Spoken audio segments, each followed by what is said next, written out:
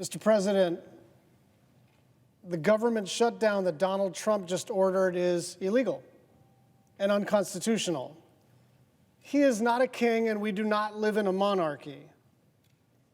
It is Congress's authority to decide on federal funding.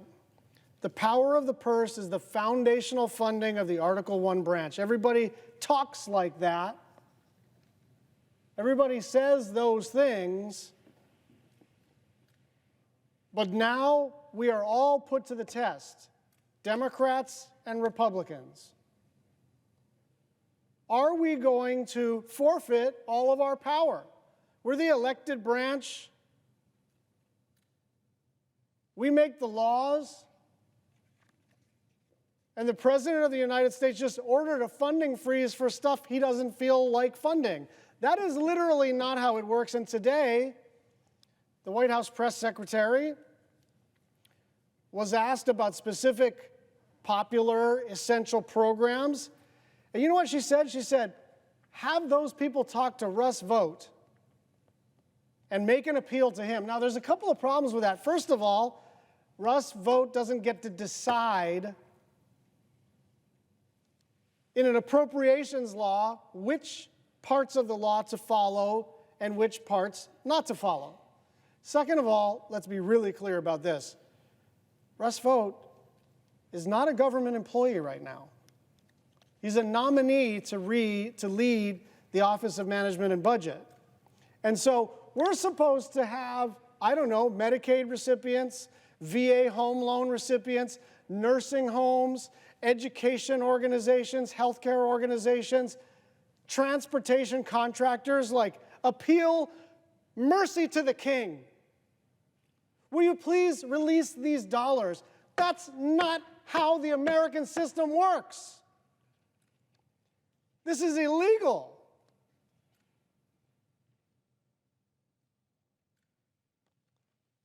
There is real pain starting today because of this funding freeze. Schools, child care facilities, fire departments, community health centers, domestic violence shelters, all of them will instantly lose their funding at 5 p.m. today. Because somebody said, we're fiscal conservatives. You want to enact a fiscally conservative appropriations bill? Pass a law. Pass a law. I also would like to select the federal funding, which I agree with, and fund that, and select the funding that I disagree with and defund that. But I'm not a monarch, and neither is Donald Trump. We're hearing from so many constituents across the country, and I had a bit of a time delay because it's earlier in Hawaii, but all of my colleagues were getting incoming texts and calls and panicked people. This isn't about some arcane government program. This is like basic stuff. People are like staged to do construction and told not to show up for work. Some of these construction projects are in places where you only have a narrow window during which you can even do construction. So a 90-day freeze means wait till next year. I don't care what the law says. Wait till next year. If you're a disaster survivor in North Carolina or Louisiana or California or Texas or Florida or Maui, you don't know what happens next. If you're a low-income family that relies on the Women, Infants, and Children program to get healthy meals for your kids, if you live in a remote area like Waianae or Lanai in Hawaii, and you go to a community health center to fill your prescriptions to get a checkup, this freeze on funding means you don't get help. People are, you know how long it takes to get a home loan? VA home loan or any other kind of home loan. People are showing up to get their VA home loans and saying, not today.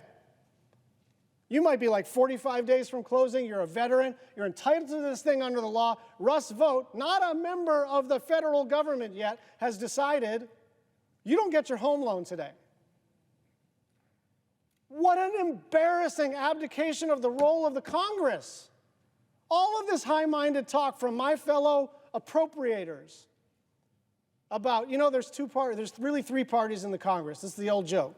Democrats, Republicans, and appropriators, right? And the idea is that the appropriators are the adults in the room. The appropriators are the adults in the room, and they're not going to let nonsense, unconstitutional, illegal acts happen because we're the ones that control the purse strings. And I want to make one final point. In addition to all the pain that's being caused, my goodness, the door swings both ways in Washington.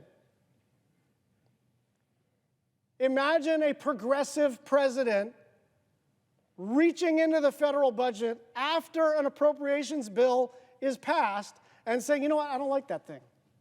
I don't like that other thing. I don't like this one, I don't like that one, I'm in charge. What are we even here for? And so this is not going to be business as usual. I will tell you one thing. I have never, in my 13 years, withheld my unanimous consent. I've used a little leverage. Everybody does. But we better get this straight on a bipartisan basis. Not because I want to score partisan points, not because I want to characterize Donald Trump in one way or the other, but because we all worked so hard and made real sacrifices to get to this place so we could have a position of responsibility to uphold the Constitution of the United States. What is happening today is unconstitutional. It is also against statutory law, but most importantly, it is causing pain across the country. I yield the floor.